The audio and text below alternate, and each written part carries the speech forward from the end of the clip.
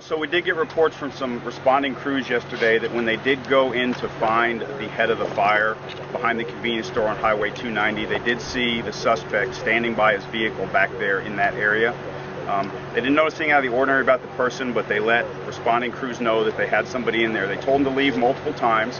When he didn't leave, they asked for the assistance of the Austin Police Department to come and remove him.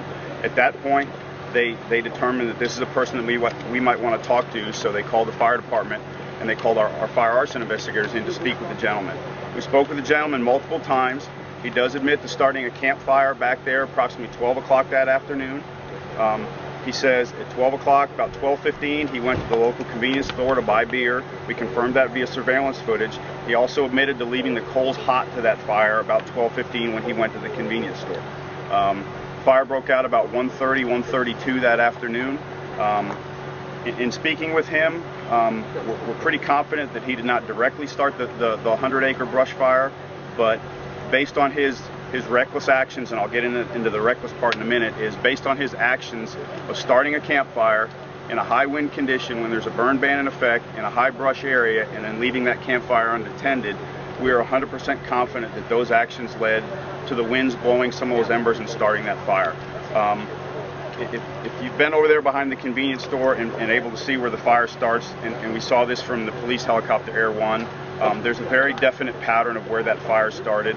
About 30 yards behind that fire where it started is where that campfire is. So I'm confident that the wind's strong enough that they blew that fire over in that direction. We talk about why we charge him with state jail felony arson versus second-degree felony arson, which we would normally charge him with. The penal code, section 2802, if you want to read it, about the penal code says somebody's guilty of arson if they intentionally start a fire. It further goes on to state that says if a person intentionally starts a fire and is reckless, and in doing so is reckless about damaging or destroying the building of another, then they're guilty of arson, but it's a lower charge of state jail felony.